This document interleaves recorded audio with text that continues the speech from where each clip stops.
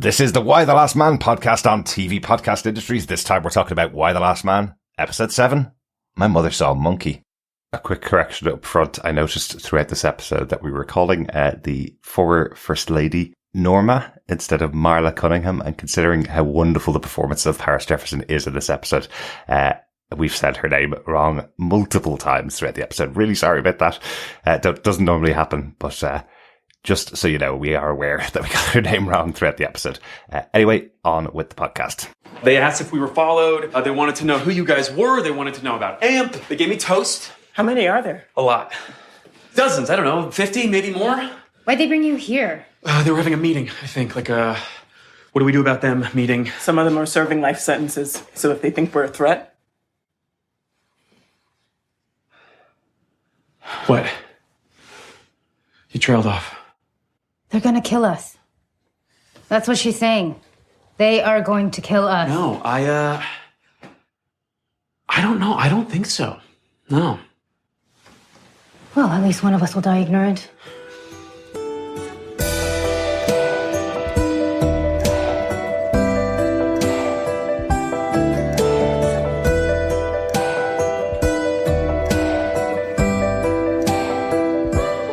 Welcome back, fellow survivors, to the 7th episode of Why the Last Man. We're talking about My Mother Saw a Monkey this week's episode. I'm one of your hosts, Derek. Hello there, fellow survivors. I'm one of your other hosts, John.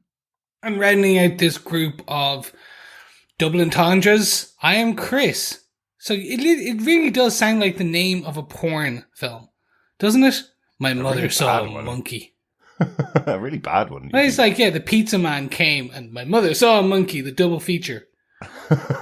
They are terrible, Chris. You need to watch better porn. Yeah, it's true. It's true. I'm only there for the storylines, you know, those B movies. Of course, of course. Welcome back, fellow survivors. The 7th episode of Why the Last Man. Should I speak for all of us, or should I just let you guys say whether you like the episode or not?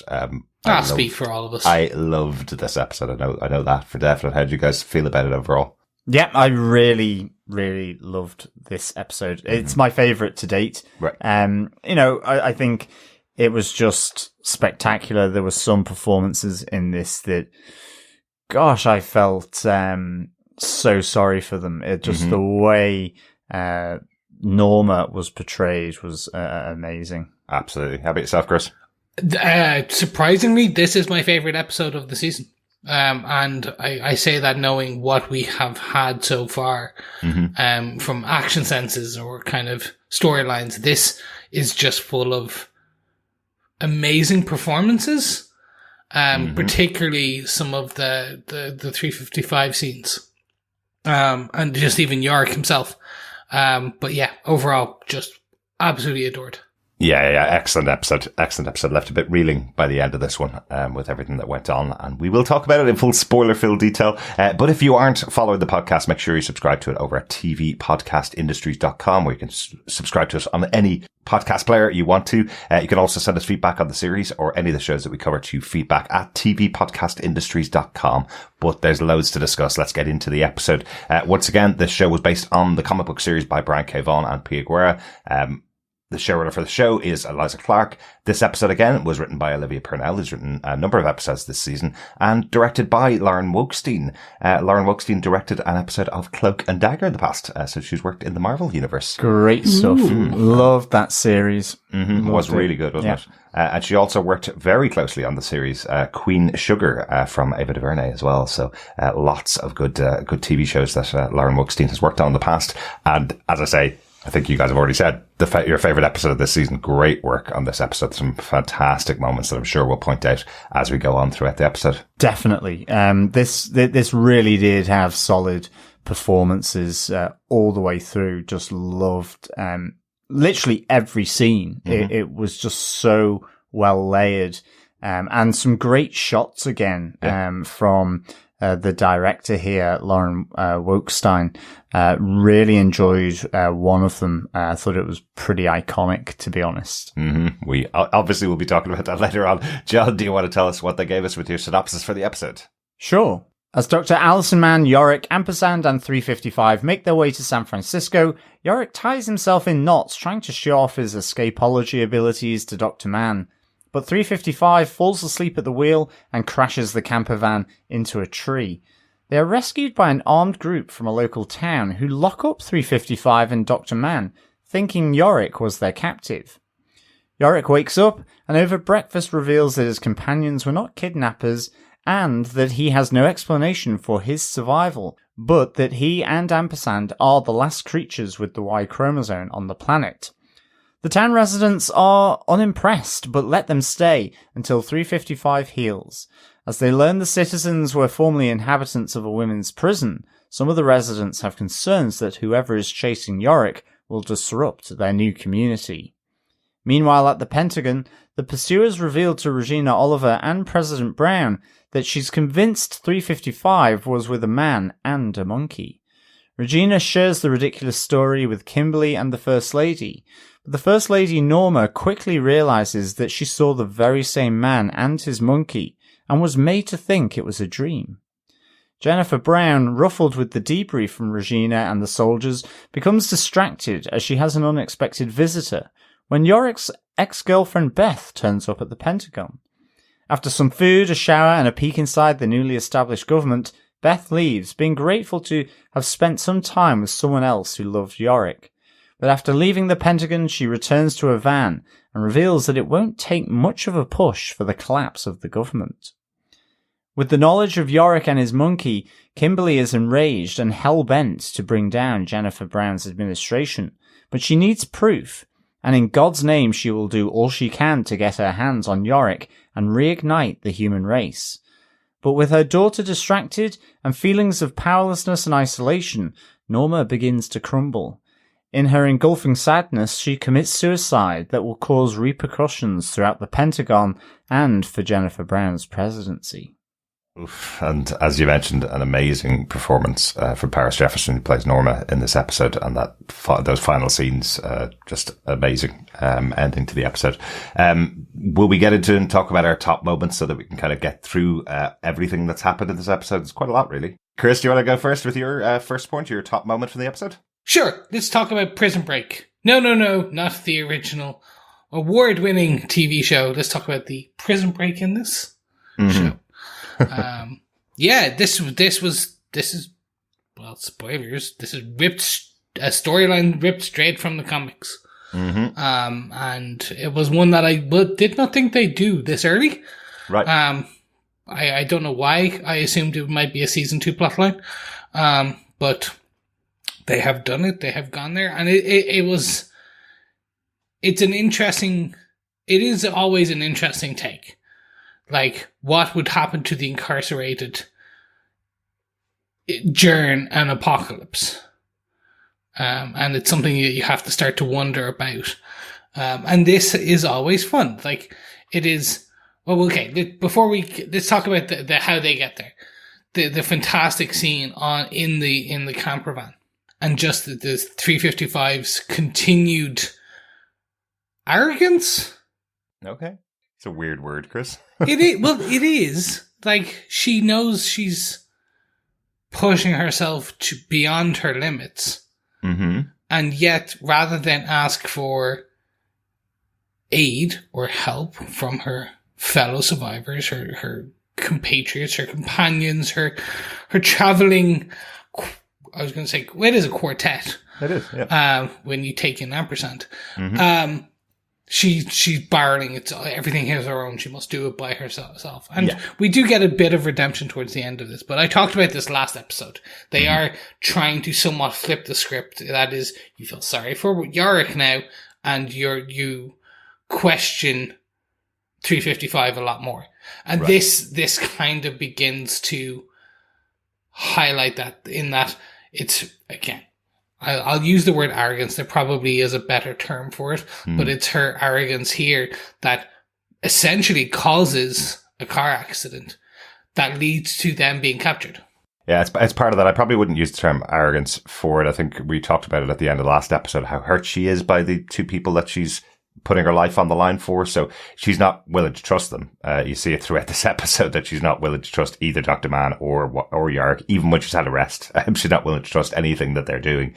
And I think that's where we kind of catch up with her here.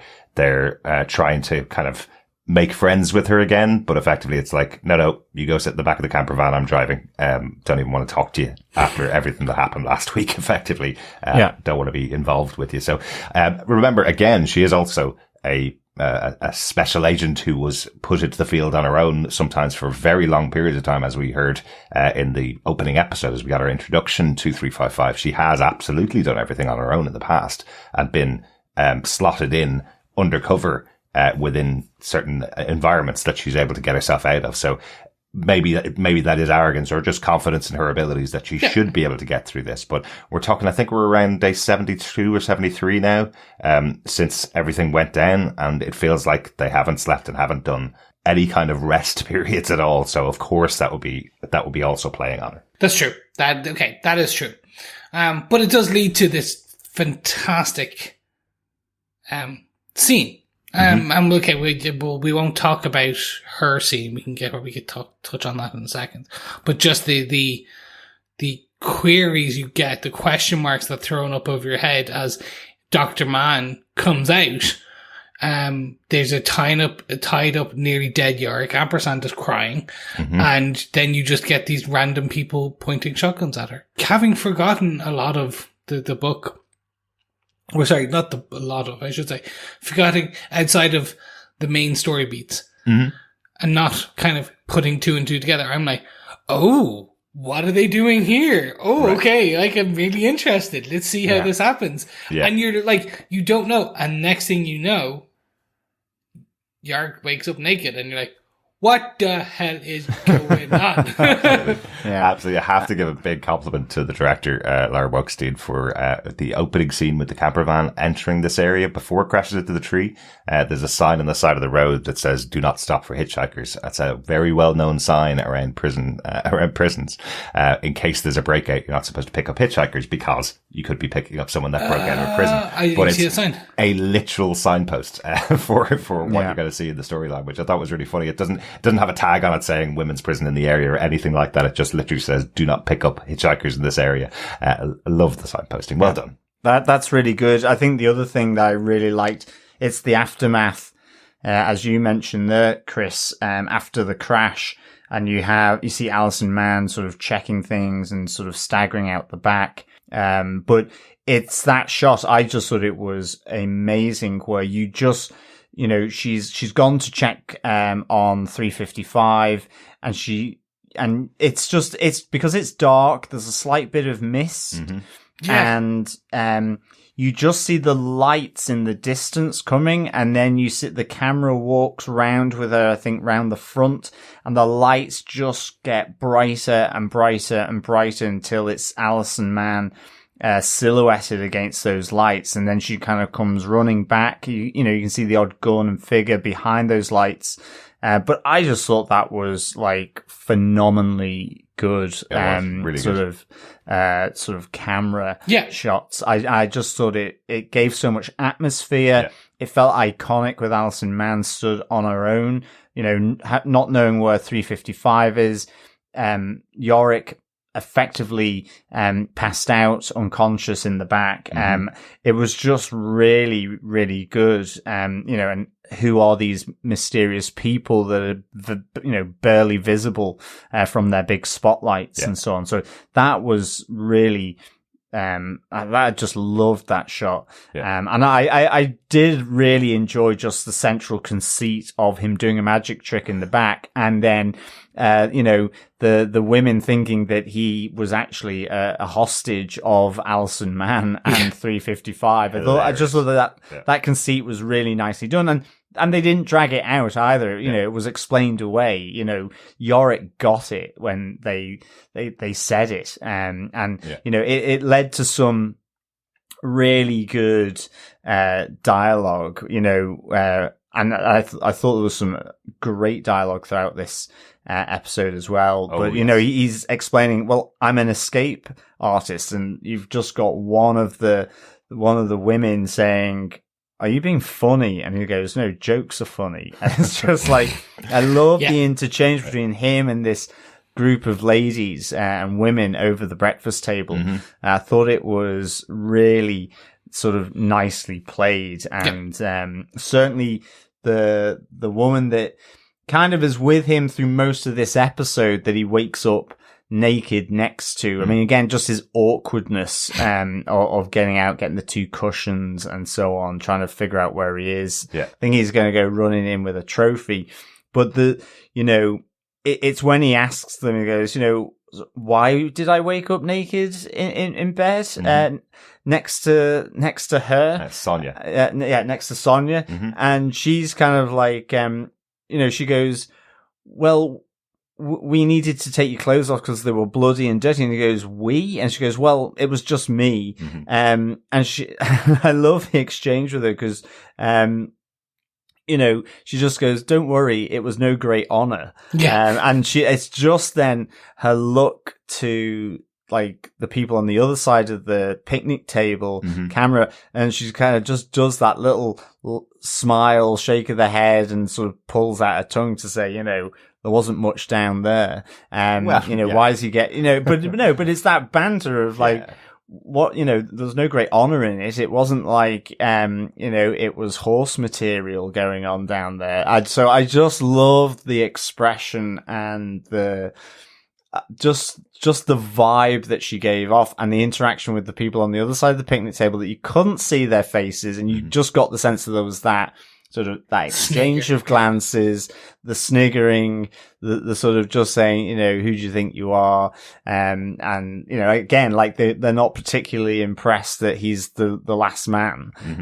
It's so just like, we have men. When do we need you? Yeah, exactly. Great. Really good. So I really like that. And I think the other thing that distinguishes this group though as well, which is really quite interesting, is that they actually, yes, they're ex-prisoners, but they seem the most level-headed of people that we've encountered so far. You've got the craziness going on in Boston. We've seen with Roxanne at the warehouse with Hero, where it's all a bit threatening. Everything seems a bit threatening, and here, I'm not saying you don't get a sense of underlying threat. We hear that Janice, who's their leader, killed 2 people back in the 70s, so she's a murderer and so on. But it seems like that, I guess, camaraderie of being in the prison, assuming you've got no direct kind of enemies or whatever, that has allowed them to be quite cooperative and that outside and seem to be the most they've got electricity. They seem to be having a good cookout, right at the end. So I kind of like that idea of saying, people who you would perceive or naturally think maybe to be the ones doing the looting and all that,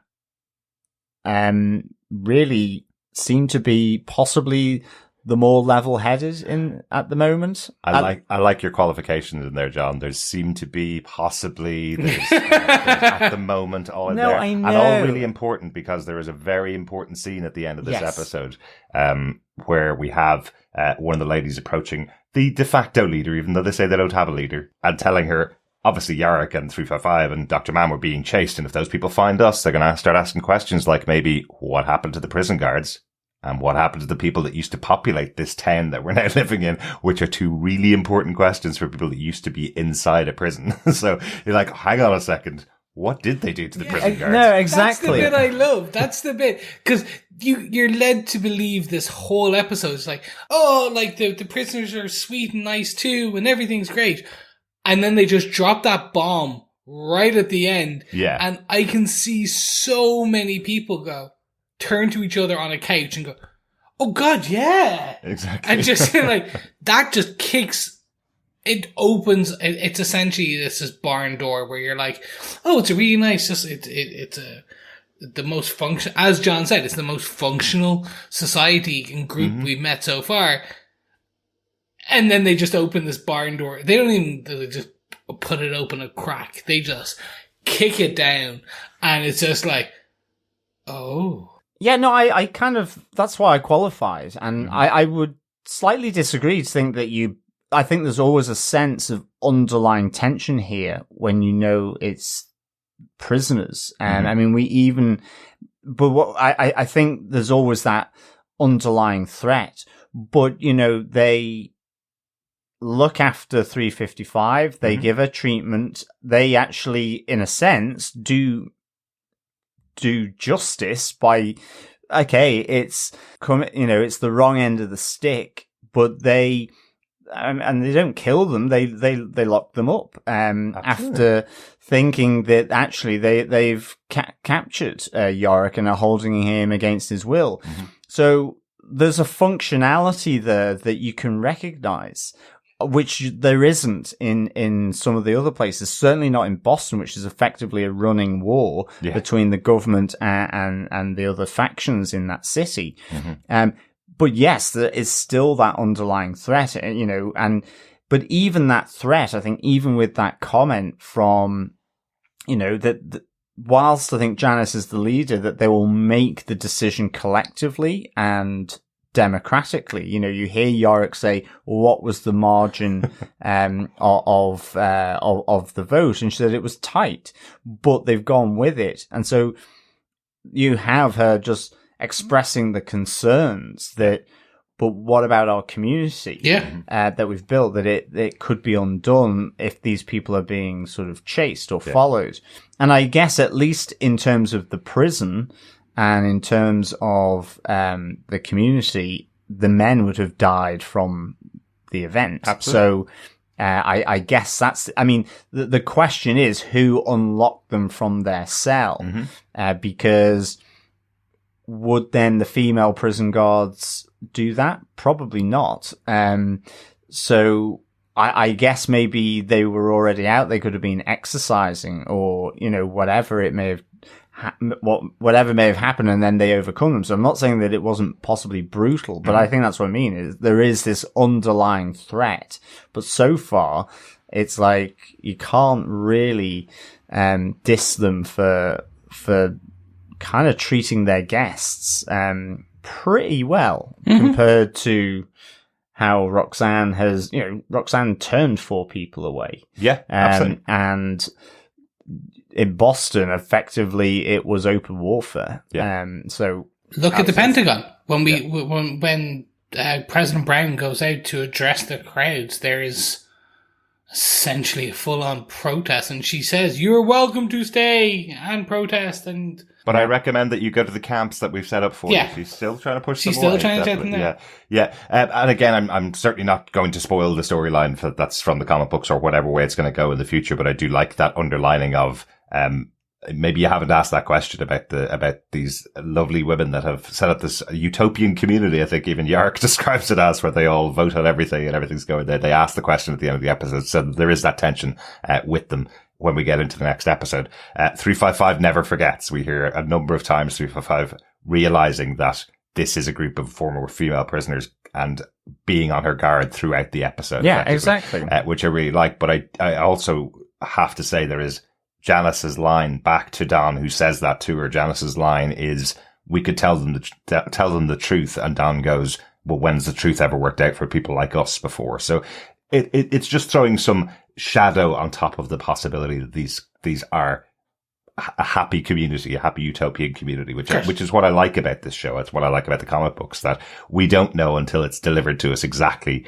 the intentions of every character that Yorick and 355 and Dr. Mann will meet on the road. So. Exactly. And I mean, I'm no expert on the state of the prison system in the US, but I mean, certainly everything that I've seemed to have heard on documentaries is that, there is an awful lot of people in there for very minor misdemeanors, almost in a sense. And so now, okay, not Janice in this case.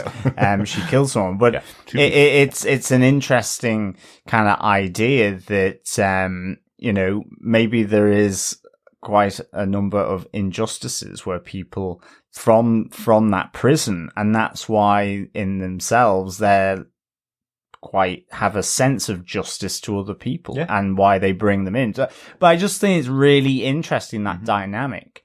As I say, I might be totally upended by the next episode when it's all out warfare, and so on. But I think you get that sense that it could be that anyway from this episode. I don't think it is. I never got the sense that it was a utopia, but it was a functioning place. Absolutely. With rules. And again, that's probably coming from the prison system where there's rules for everything. Exactly. Yeah. I'm not sure whether I 100% agree with Sonia's estimation that Janice is harmless. Sure, doesn't she read those types of books that that older women would read? And she's just a relaxed older woman kind of thing. And then when Don challenges her for a second, you see how quickly Janice flips. You see that moment where they're kind of going, "What are you talking about, little girl?" So she does assert her dominance in there. One of the elements as well of your point, Chris, is these moments here that we have 355 and Dr. Mann stuck inside that prison cell all alone, and then we also get Yorick added into the mix. Absolutely love these three actors together. I wonder if this was the kind of chemistry piece that they read together to see if they all work together, because all three of them have great moments in those scenes. I love the conversation between Dr. Mann and 355 to begin with, where Dr. Mann saying, "I'm a really intelligent person. I can help you out in your plan." And 355 fires back at her going, "Well, there were 30 people on the list of most intelligent people in the country. You weren't on that list," effectively. So I love the kind of banter between the two of them there. That's really, really good. Yeah. It's even beyond that. It's the shoelace scene where it's Yorick's arrogance. Again, I really like the term arrogance today. That's weird. Yeah, I don't know. We'll blow right past my arrogance for using the word arrogance. It's his choice where he thinks he can, even in her concussed state, he can take 355 and her shoelace. Do you think that's what he's doing, really, Chris? No, he's trying to prove to her that she is sick and concussed. Yes, exactly. But it's that scene, that one where that was for me, even beyond just the back and forth between 355 and Mann, and the chemistry between those two actresses is just fantastic. When you add Yorick and his buffoonery in there. It's even more fun, and the stoicism of 355, and like each of those actors is just fantastic. I say it every time, but like Ashley, Ben, and Diana, you do have to assume as soon as they got the first table read, after they like made that decision, okay, these are our cast, and they got them all together as the three, and they did the first table read. You have to imagine that the directors and the showrunners and everyone were just like, "Oh, thank God, okay, it worked out. We nailed it. We nailed it, it's fine." Yeah, exactly. It was really good. I mean, there's some elements, I love the fact that even though 355 still, she's injured and concussed and captured, she's still on the ball with trying to get intel, trying to just figure out the situation where she makes the connection that this is a female prison. I love the dialogue between her and Alison Mann around, like, as you said, Derek, about being on the list and intelligence and all that. And, Alison Mann, after being kind of shot down, says, "Well, I can at least contribute." And she gets shot down again. And I love the line that she comes back at 355 with, and it just shows Alison Mann's sort of pointed, acerbic kind of delivery is, "Well, as long as there's no trees between here and California, we'll be okay." After the crash. I mean, it's just really great sort of dialogue. And then you add in Yorick into these four walls and one small room. And, just to my earlier point, 358 is still kind of convinced that these women are going to kill us because they're prisoners. Alison Mann is kind of bought into that. Yorick is more optimistic, maybe a bit like myself about it, but Alison again says, "Well, at least one of us will die ignorant." I'm just so on the ball. Love that line where it's really Alison 355 talking and 355 delivering. Some of them are serving life sentences. So, and then Yorick kind of wakes up a couple of seconds later and goes, "What? So what? What would happen?" And Alison just goes, "They will kill us." He thinks they've trailed off in their conversation. He missed something, but everybody else has pieced it together. Life sentences. They are murderers. They may kill us. Also, one other great one from Alison Mann. I'm just going to quote lines from this episode because there's so many great ones, but I love that moment where 355 is going, is preparing her shoelace effectively. and saying, don't worry, we'll keep us safe. And Alison goes, yeah, I was really worried for a minute there. And then you got that shoelace. Fantastic.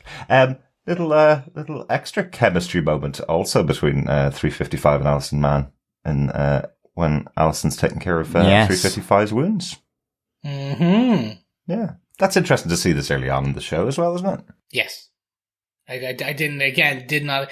I get the feeling that they wanted to sprinkle in as many potentials as possible throughout this first season, in the hopes that when they get season 2, that they have a lot of the seeds, if you will.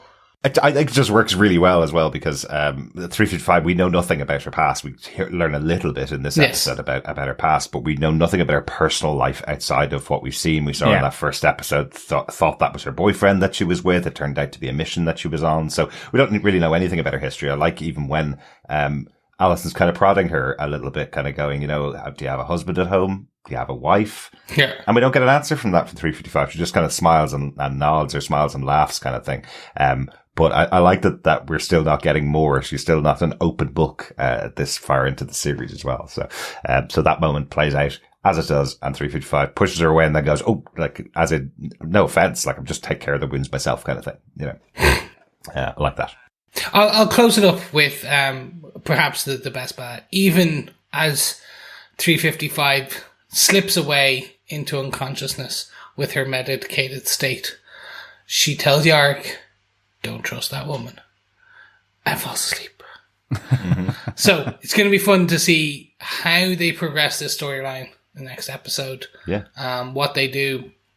I get the feeling, once again, they will slightly diverge from what we already know to be the official storyline from the comic books. I think this is my just assumption, is that we will not get the beat for beat. The overarching might be there, but I don't think it will. And that's why I, even more again, enthused by this first season so far. Mm-hmm. Is that they're marching to the beat of their own drum, but that drum is playing part of a song you already know. Mm-hmm. Yeah, it's their own. It's a cover version that's slightly off. It's just like this is a blues version of Blink 182's. Like all the small things. Okay, there's an analogy. I do like how they've expanded these stories in the show. Anything else on this side of the story before we move on? No, nothing more from me. All right, John, take us on to your favourite moment from the episode. Mine is the family affair. It's really Norma and Kimberly Cunningham, the First Lady and the First Lady's daughter. And it kind of, it's all starting with that debrief from the three bikers of the apocalypse to Jennifer, and also to Regina and the captain. And so effectively, the new information being thrown into the boiling pot that is the Pentagon, which is a man and his monkey. And this information ultimately takes us on a journey in the Pentagon, which I just thought was incredible, and in no small way down to Paris Jefferson's portrayal of effectively a crumbling and disintegrating former First Lady, but also a daughter, Kimberly, played by Amber Tamberlin. I was transfixed by it. I thought Paris Jefferson was phenomenal. And I loved the journey. Right at the start, Norma says about Jennifer, she's a decent woman. And how it changes to, having this information about the man and monkey, where she drops the glass, she realizes she did see them in the Pentagon. It alerts Regina and Kimberly to that fact, but where she confronts Jennifer, in the war room, the operations room, says, why you? You weren't even a good mother. It should have been Ted or my son or my grandbabies. And just the pointedness of that delivery. And I guess luckily for Jennifer, most of the other people really have no idea what she's talking about.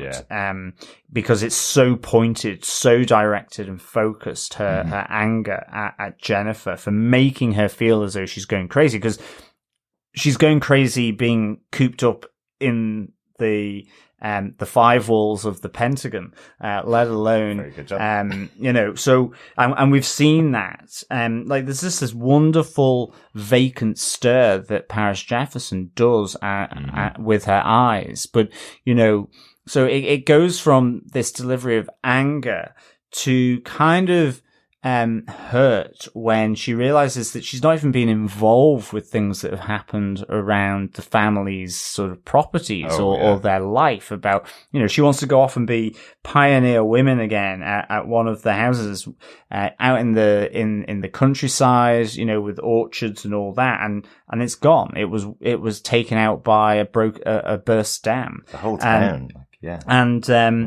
she's, as she keeps saying, I have to get out of here. Let's go home. We've seen this already. It's claustrophobic. It's falling in on her. And she has no purpose either. She was former First Lady, and I love that we've seen her play both sides of that role as well. It shows how great an actress she is. We saw her in the first episode in that really great stoic supporting role of the president. We saw her with her grandkids at this big party that was thrown in her honor, and now we've seen her for the last 3 or 4 episodes lying in bed watching TV. We see her when she does when Kimberly does get her out of bed, coax her out of bed. We just see her sitting on a couch drinking whiskey at some time in the afternoon. Watching former reruns of MASH and so on, and all the while she's sort of withdrawing into inaction and closing herself. And Kimberly is absolutely pent up with rage about this revelation that has come. I mean, I love the fact that, Regina as well seems to think that the story from the soldiers is really all a bit agog and peculiar and crazy. She doesn't put any substance in it. Yeah. But, it fires Kimberly up completely. And I'll come to that in a bit, but it's just where Kimberly is sort of, in God's name, to choose Yorick for this divine purpose. And you have Norma just kind of, it's almost like a sigh. It's like, I just want to go home. There is no God. Like, she's not even listening to her daughter. She, it's that desperation. And then, her only way out is to get on the roof of the Pentagon and throw herself off. Yeah. And that scene with Kimberly seeing the letter or the note that's been left on the bed and running into the corridor, the scream going down the corridor, but it cuts so well to Jennifer waking up to Kim's scream of agony. And it's a metaphor for the own alarm bell of effectively the trouble that she is in. And I mean, like, Jennifer Brown actually doesn't come off very empathetic to me in this. Nope. When Norma comes to that war room, I mean, she kind of does that dutiful, PR thing of, let's have respect. She's maintaining she's crazy, she's gone nuts, line effectively. And she knows so well that it's of her making. Yeah. Because she's trying to keep her son a secret. Jennifer has a lot of lucky escapes in this episode. The initial report from the captain that comes to her, she kind of says, well, hang on a second, you were drugged and you were 10 feet away, and the possibilities of a man being out there, they're pretty low. So let's not talk about this, and let's get them reassigned as soon as possible, because we can't get this story spreading because it's going to be a powder keg. Yeah. Yet she knows this is all true. And she's cast out on another person. So again, with the First Lady saying, oh, well, gotta remember she lost her 3 grandkids. They were all in bed together watching a movie, and the 3 grandkids died. Like, the kind of toll that will take on a person, and they'll have these stories in their head. Like, that's going to throw her over the edge, kind of thing is what Jennifer's saying, to cover up a true story that is now affecting everything that's going on. Yeah. So, it has the implications. And that's why I loved her waking up to the screams, because the subterfuge of Jennifer, and you understand why she's done that herself, is coming home to roost, without, her being honest about it effectively, Yeah. it will come home to roost. But I mean, to the point, I thought this was phenomenal acting from Paris Jefferson. I really felt for her. And I thought it was done so well. And, you know, flip side of that is Kimberly getting sort of the wind of the Holy Spirit in her sails. And, this idea of, you know, we can turn this to our advantage. Yorick is the key, that God has chosen him. I mean, even Regina was like going, okay, like you could see the kind You're of, going a bit far here.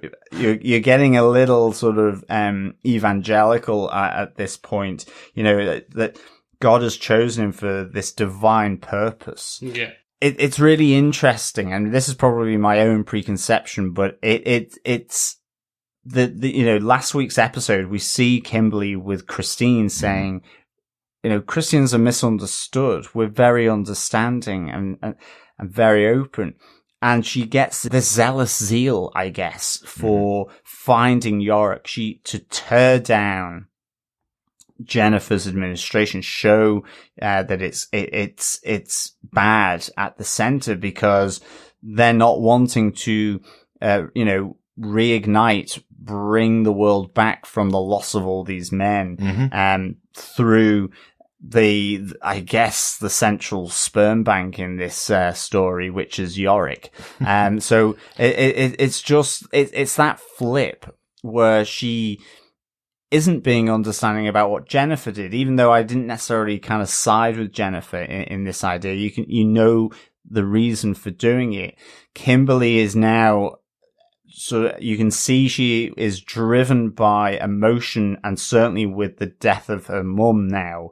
And she's going to put that squarely on the shoulders of Jennifer. Yeah. It's going to absolutely motivate her to destroy this woman. Well, it's official right now. She has lost everything. She's lost her kids. She's lost her husband. She's lost her father. Now her mother's gone. She has no power as well. She's lost everything. Yeah. Her home's gone as well, which we had confirmed in the episode here as well. I think it's done really, really well, because it feels almost Shakespearean to me. Absolutely. You know, it within the Pentagon here, it feels properly epic in terms of this power struggle, which I kind of didn't think it would get to that point. I just think it's really phenomenally done here. Yeah, and really. I just felt so much for Norma here, you know. Yeah, but when she says, "You made me believe I was crazy," you know, effectively to Jennifer Brown. Yeah. But it is even that moment where you mentioned earlier on, where she says, "I want to go home." And Kimberly tries to console her with saying, no, Mom, you are home. And I actually think that's the moment that she breaks. She's already given up God. She's already realized that everything's lost, and realized nobody's telling her anything, even about losing her own home. Nobody's told her about it. They just assumed that somebody else will. Even Kimberly did. But when she says to her, no, you are home, that's the moment she realized how trapped she really is. Yeah. And that's what pushes her to do what she does, which is an awful, awful scene. But about Kim and Kimberly and what she wants to do here as well, you can tell how far she's taking it to the extreme. It's not about capturing Yorick to use him for her own purpose. It is, as you say, tearing down Jennifer's government. But then she says, we'll get him back here, and then we'll reignite the human race, and then it'll be okay. We'll be back to being a nation of mothers. And you can tell that's the point where Regina's going, whoa, hang on a second. No, exactly. Back to a nation of mothers. That's way further away from where I'm going. So we're now both on two different extremes as well. Well, and it's the divineness, the divine purpose as well. So there's the added element here of it being driven by the book, effectively. You know, that you feel she will use any excuse and it will potentially be brought down to being God's purpose. You know, or not almost like Spanish Inquisition type thing, you know, or that violence that is done in the name of God kind of thing. Like we I said thought last you were going to week say, because like something comes left the field and no one was expecting, because no one expects the Spanish Inquisition. Well, no, exactly. But exactly like we were saying last week about the way that she rationalized within her mind why Christine was pregnant. You know, she rationalized that this was God's punishment, and then she rationalized, oh, actually, no, this is God's decision to make someone pregnant so you can show life inside all of this death. And now she's rationalizing, oh, the reason why Yarick was chosen was because, oh, well, that's in God's plan, and that will help us restart society, and it'll make us a nation of mothers again. And it's just this rationalization with God in the background, and effectively saying that every decision that she turns her mind to that can benefit her is because that's God's choice and God's will for her and the world. And that's just how extreme Kimmy's gone. Yeah, but it's also a coping mechanism. You know, this her religion, her faith is that coping mechanism, along with now the drive to get a family back, but also it's just being power charged with emotion, with the suicide of her mum, which she knows will be down to, it'll be interesting what's in the note actually, but it potentially, you know, she's put that on Jennifer, and I find Kimberly fascinating. Again, it's just such a great portrayal of someone who in effect is breaking down like her mother, but channeling it outwards with rage and emotion rather than internalizing it as Norma did. And it's the contrast between the two of them. And I thought this was probably some of the best scenes in TV I've seen in ages. And I put it down to these two actors of Amber Timberlin and Paris Jefferson. I just love these two. Yeah. For me, yes to everything you both have said. And again, this is why this is one of my favorite episodes. Really, what I wanted to give a shout out to was Eliza Clark and Olivia Purnell for this, because Purnell's episodes that she's written has a lot more of Kimberly in it and things like that. And what I'm starting to see is it's a characterization of both conservative viewpoints in the US, but that versus the evangelical side of some of the more conservative Republican viewpoints in the US and how they differ. So, because, look, the human beings, we like to categorize, and it's easier just to put a lot of people into certain pots. So, you're gay, you're straight, okay, it's one of the two. You're X or you're Y. It's never X, Y, Z or A, B, C, D, E, F. Like, it's easier just to... So, I see this as it's a character study in the what it is to be... Because I'm saying Republican. They said to be Republican in the beginning as a political leaning. They're Republican. One is very conservative Republican, and it's that you could say it's the Mallory Green. Now Kimberly is coming into this evangelical, where you said it's God's plan, it's God's decision. It's going to come down to like what it means to be both of those, and what it means in an apocalypse, and they both of them having different points of how they want to rally the base, move the country forward. So I just find it this amazing character study, conversation, storyline, if you will, which is going to be. We know they are Senator Brown's, President Brown's opposition. I agree, and you're just like they are the political bad sense in this storyline, in that they're the opposition to everything that President Brown is going to try to achieve. But it's actually interesting because you're seeing that, okay, there's not just a bad, quote unquote, there is the two different warring factions within the bad, quote unquote. Well, yeah, absolutely. I'm totally with you here. I think, and to your point with Eliza Clark, and for this episode with Olivia Purnell, and we've always said it, haven't we, in our shows that we've covered, is that, you know, the best ones provide nuance, subtlety, and show the greyness. And unfortunately, we live in a world where it's yes or no, it's black or white, it's Democrat, Republican, Labour, Conservative, you know, whatever it might be. And that's how it's always done, or good and bad even. Yeah. And it's, to your point, that the subtlety of difference of being a conservative, small c, and seeing the look on Regina. And that's the thing here. You know, that was the great thing about Regina Oliver in this episode, was that on the one hand, actually, even though, she doesn't want to agree with Jennifer Brown, she agrees that what is being in the debrief is crazy and peculiar. And, that the points that Jennifer makes, that it was dark, it was confusing, they were being taken down, they were drugged, it could have been a transgender person, you never know.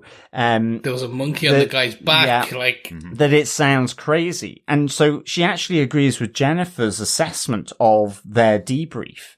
And then you have the point where Kimberly is off on one, and the look of Regina. And that is, as to your point, Chris, and I'm all for this, is showing the subtleties and the spectrum that exists, even in these big camps that people are just put into and classified as, which makes it ultimately wrong, and makes it ultimately, makes people misunderstood, because yes, there's this huge spectrum, like being in the LGBTQI plus community. It's like a huge spectrum.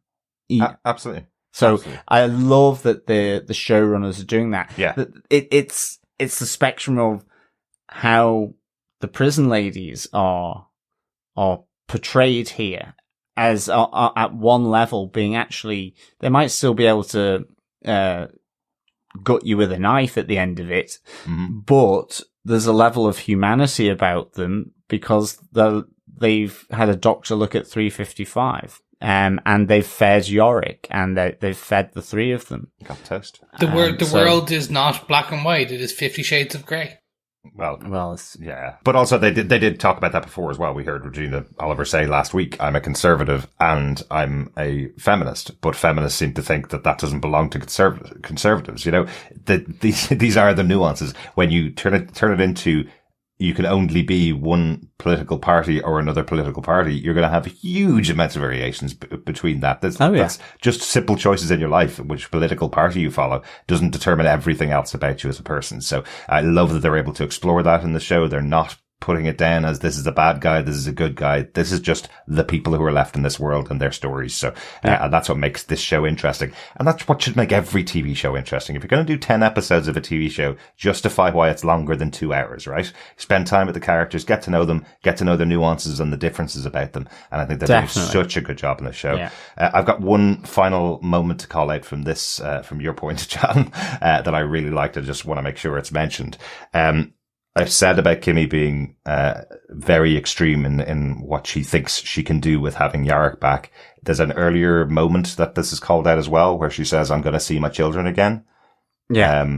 She means that. She seems to think that if she gets control of Yorick or gets control of this situation, she's going to be able to bring her actual children back. And her mother says to her, you'll see them when you die. Yep. And Kimberly's quite shocked at that. And Norma's saying to her, well, you don't seem to have shed any tears. If you shed one, your children would have to share it. That's a really cutting dig into who Kimberly is. But it is, like you said, Chris, it is that Kimberly hasn't dealt with this situation. Mm-hmm. It's an impossible situation for anybody to deal with. But Kimberly particularly seems to be looking for a way back into her old life and hasn't really accepted that that's gone now. Gonna have to draw a line over that and work out how you live on in the future effectively. Yeah. I think the line is drawn in this episode at the end when she is in the hallway, because I just want to call out, and I think I have nothing else to add, so I'm happy to move it on to the final point, but that the scene as Kimberly screaming in the Pentagon Hall, and it just slowly pans backwards with a bone-chilling scream, a deathly hollow scream, and it's just that choice to, rather than fixate on the Kimberly as being like an up-close and personal scream, shows those tears, it's kind of like just slowly panning away and showing a very empty hall, an empty Pentagon, an empty institution.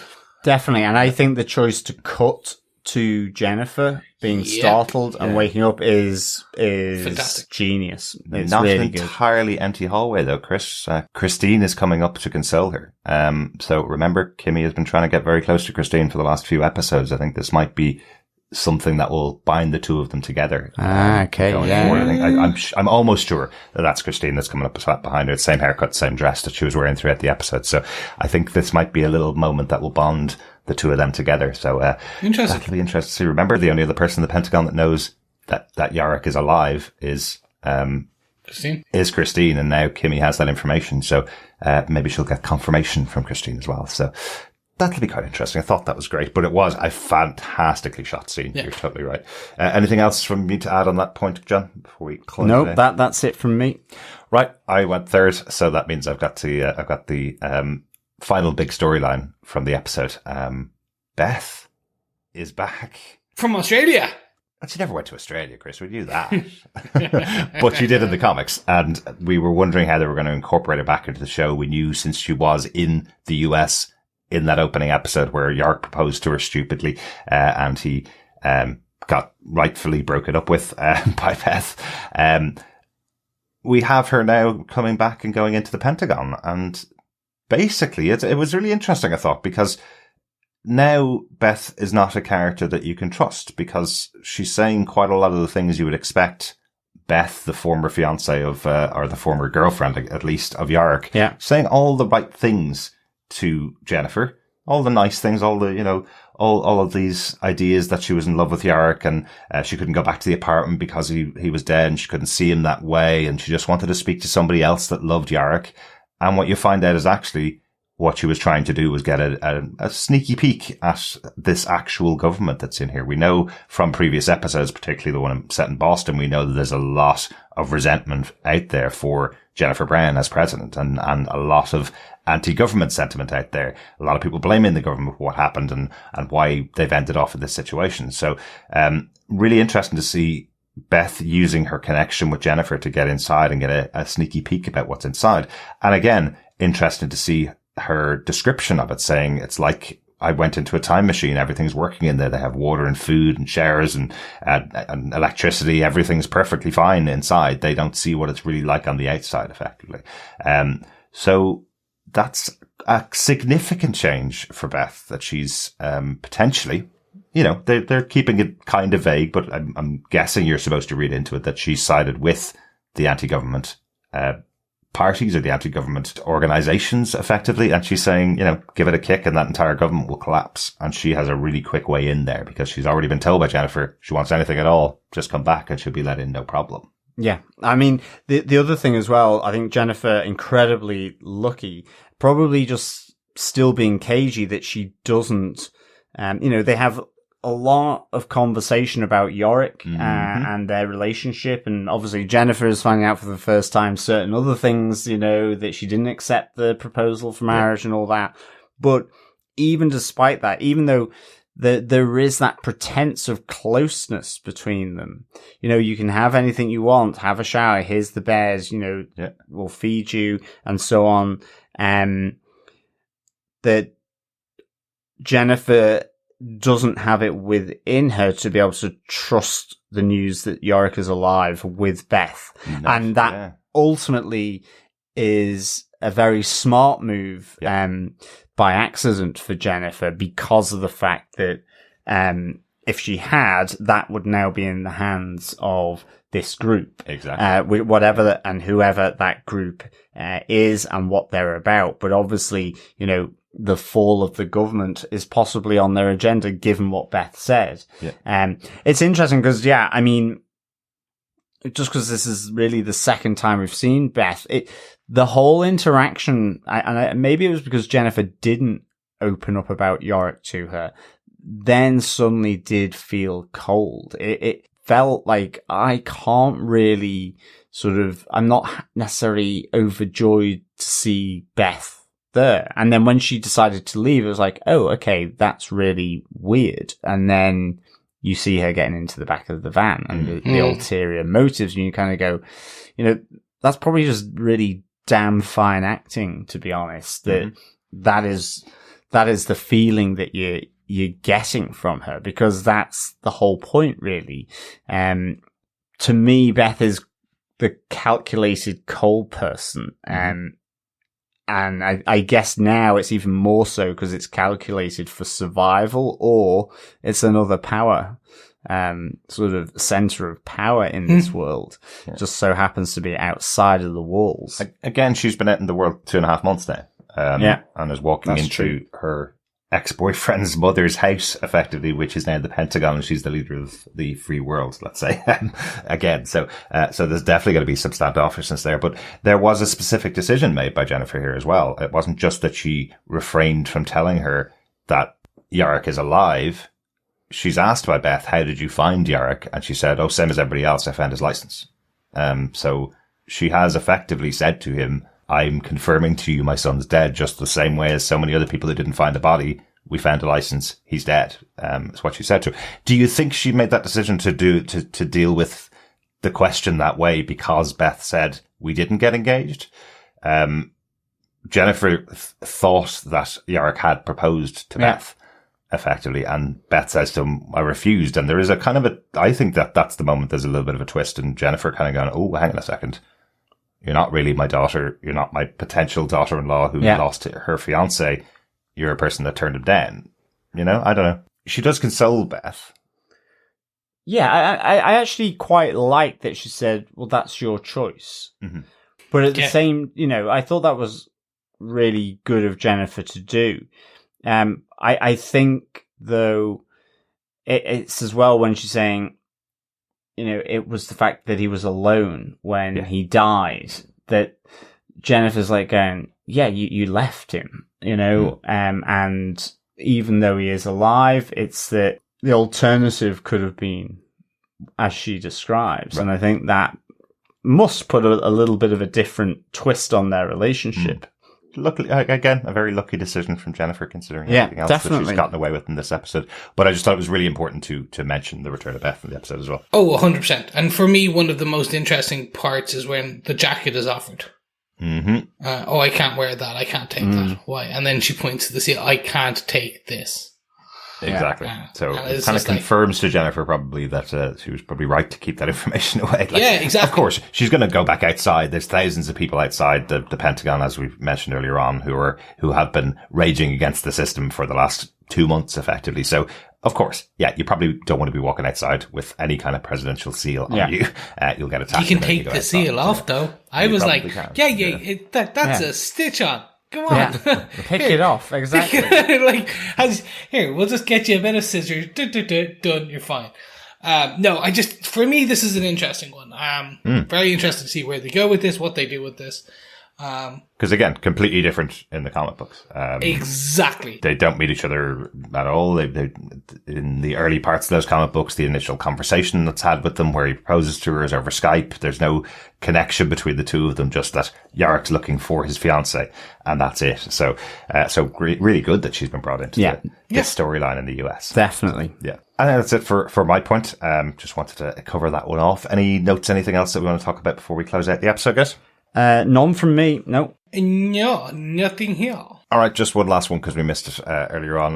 355's dream. Oh God, yeah. She wakes up to find the crash site effectively from where her parents were killed when she was a child. I think she said she was 12 when that happened, when the crash happened. Anybody else get caught on that since we hadn't seen 355 getting taken back to the prison? Anybody else assumed that she'd been thrown out of the camper van? That was her waking up from the camper van? Yep. Yeah. That's exactly what I meant. I was like, oh. Really well put together scene, because you're kind of going, oh, there's another car that's crashed over there, just at the other side of the road, just after she's crashed into a tree.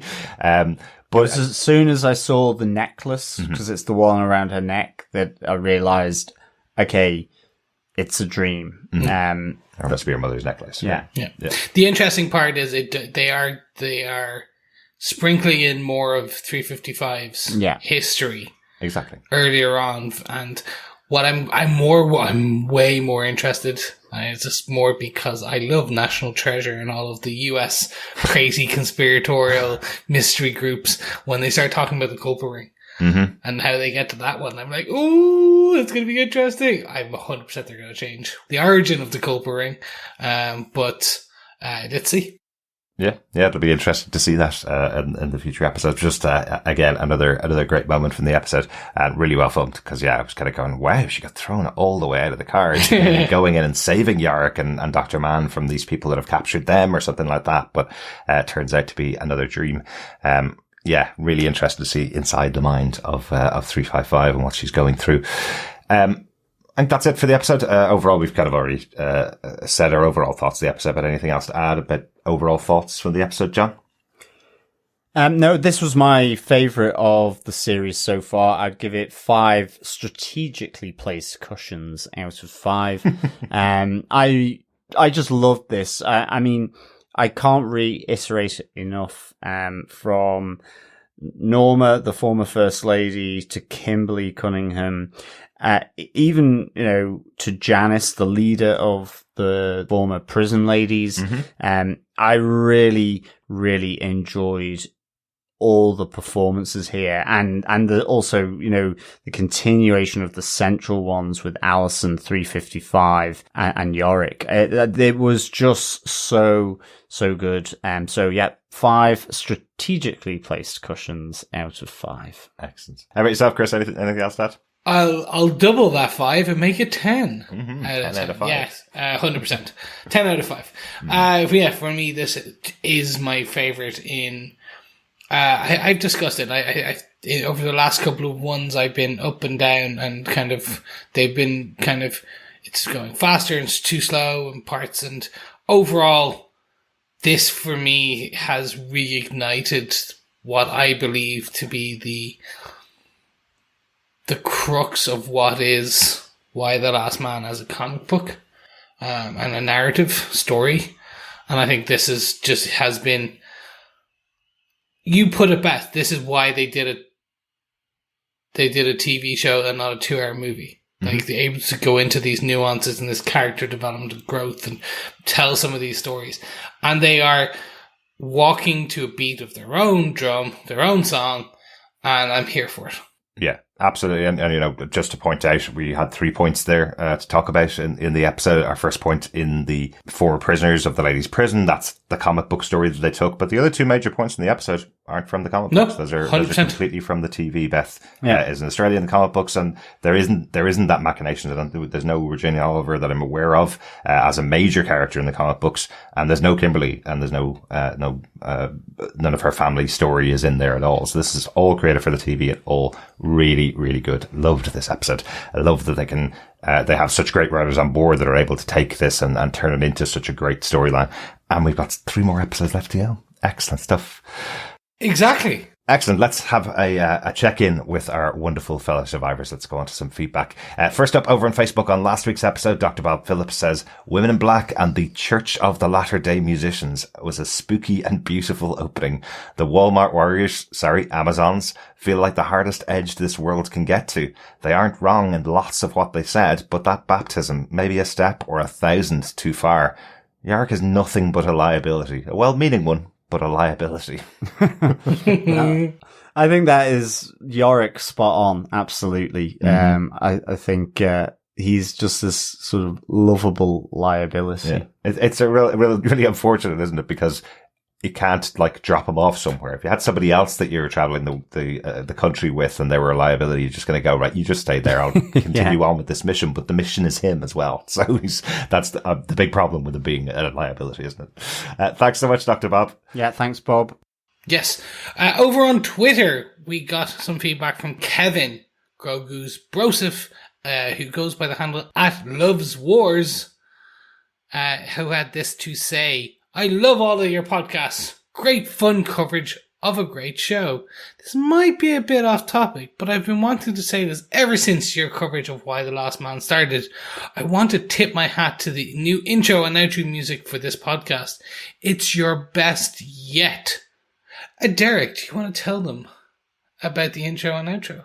Absolutely, yeah. Thanks so much, Kevin, for that. We searched pretty long and hard for our intros and outros. I think, John, you found this one for the episode. You gave a couple of options for the episodes for this one. It's by the artist Ketsa, and the song itself is called Tumbleweeds. We've just taken a little edit from it. I intended to give you the full version of the song on the final episode. I will put it in there, but it absolutely suits this show so well. Yeah. I love there's a bit in the edit that we've got, which we do have a choir singing along with this kind of country and western, let's say western music, which, given last week's episode particularly, suits really well in this show. We have a mix of everything that's in there. It's like as if it was written for the show. It wasn't.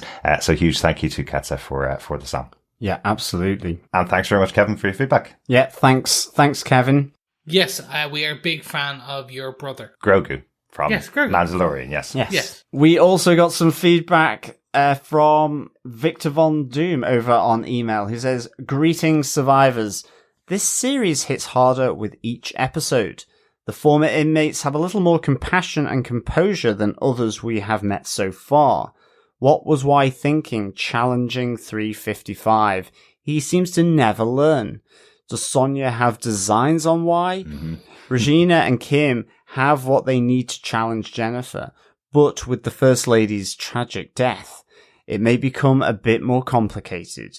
I was suspicious of Beth's appearance. I felt she could not be trusted. It must be the freckles. Of course, I was later proven right. The Murd is about to hit the fan again. Keep the faith, survivors. Victor Von Doom." Thanks, Victor. Yeah, I think the old Murd is gonna hit the fan for sure. It is going up Murd Creek without a paddle for sure. Because there's way too much raw emotion flying around here. And just, I guess, ideological stuff as well, that it is not really gonna lead to a happy melting pot in the Pentagon, I don't think. No, definitely not. Thanks so much, Victor, for your feedback. I do like that Yarick did challenge 355. I think he probably felt she was a little less strong than she ended off being. She could still kick his ass, no matter whether she's 10 feet under the ground or not. But I do like that he at least challenged her to try and teach her that, hang on a second, you need to take a break. You're not definitely well. There's a really nice smirk from 355 during that fight as well, because, she knows that she's underpowered as well, yet with a few killer assassin bootlaces that she can still get him. I just loved some of her expressions during that fight.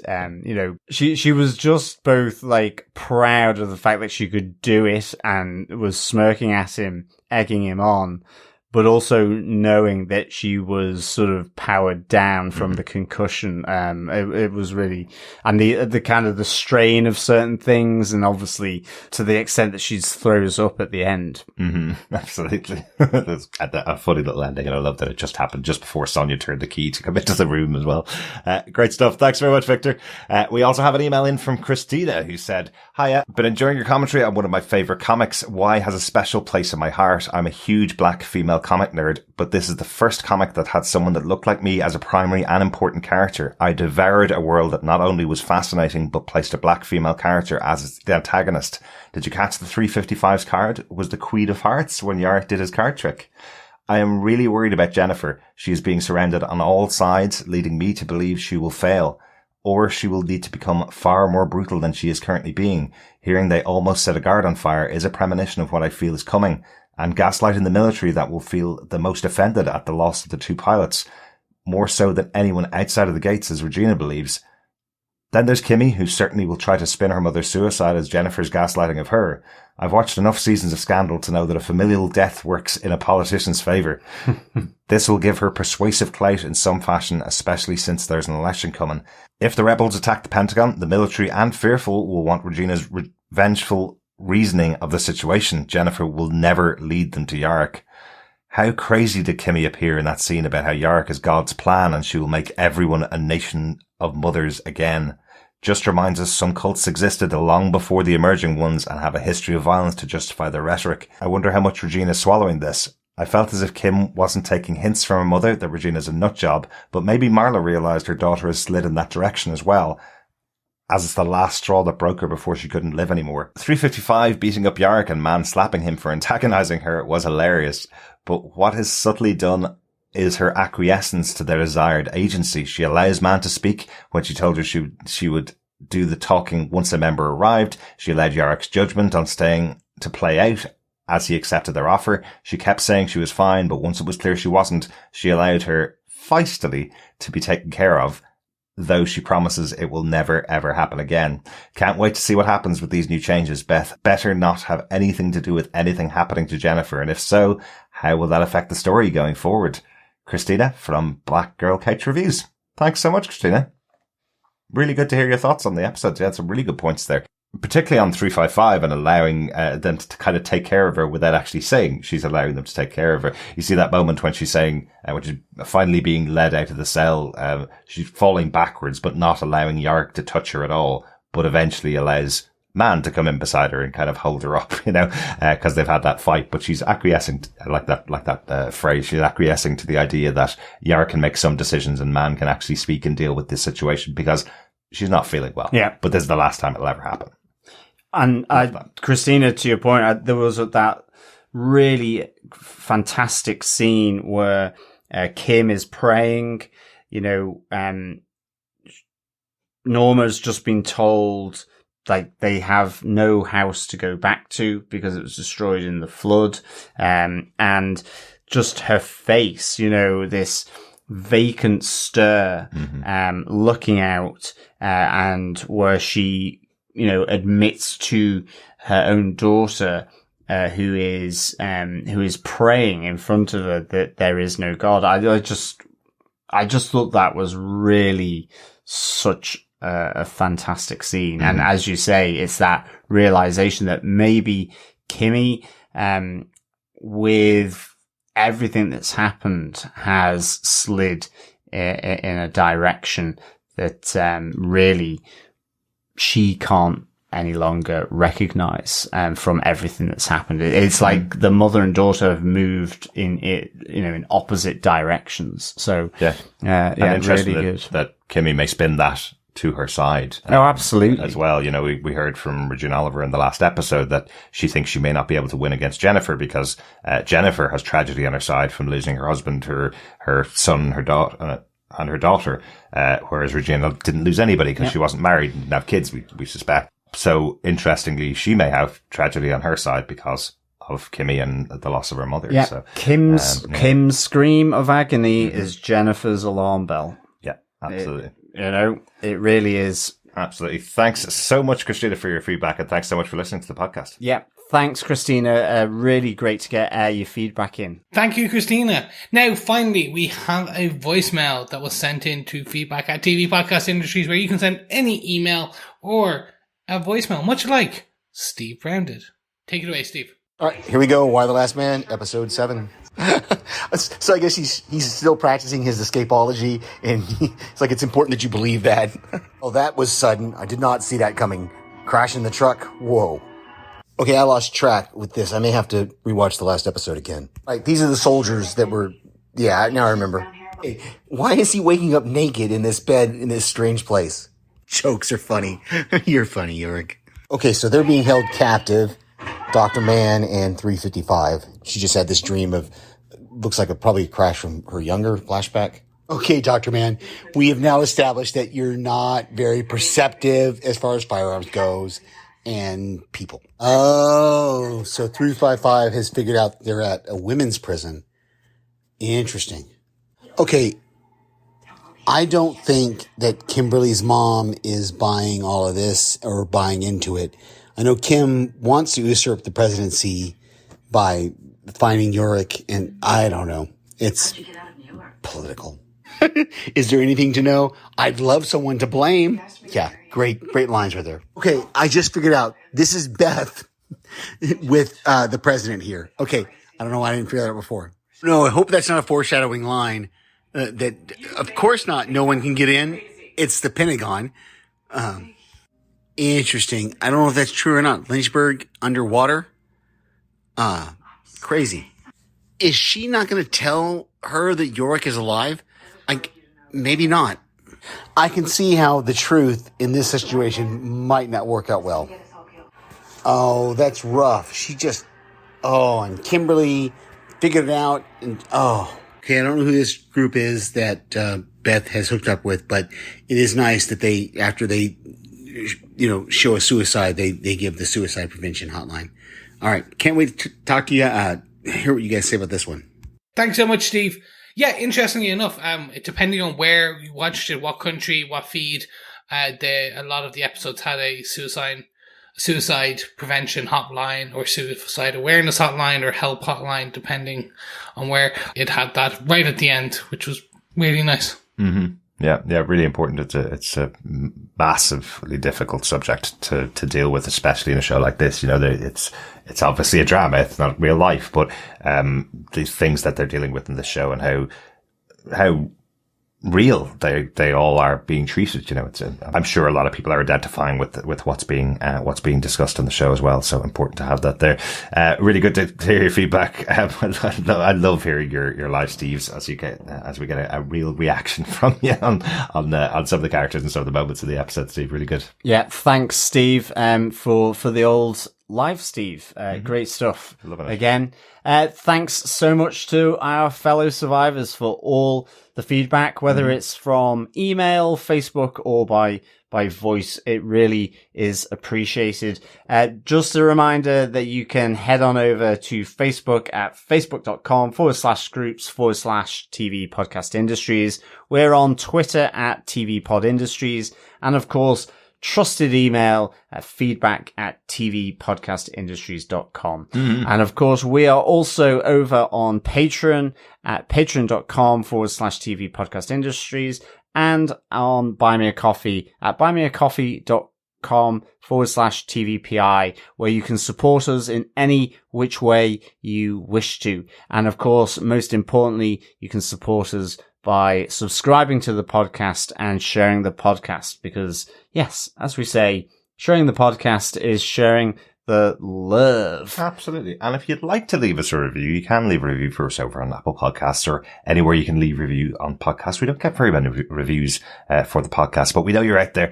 We get such great feedback in from our listeners, and it's really been great talking about a show like this again on Y: The Last Man. We have just finished up our coverage of What If this week, which was the other show we were covering. That was a much lighter toned show in comparison to what's going on Y: The Last Man. We have 3 more weeks of Y: The Last Man as well, without that kind of lighter side. So we hope you're going to stay with us on TV Podcast Industries for the next 3 episodes. We'll be back with episode 8 of Y: The Last Man. Ready, aim, fire next week. We will. Light, does it? No. Like an execution squad somewhere. Think it's going to go bad for certain people. But so. Yes, thank you so much. Please leave a review.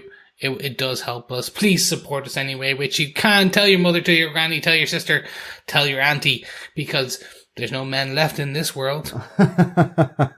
Bye. Yeah, thanks so much, fellow survivors. Remember, keep watching, keep listening, and keep surviving. Bye. Bye.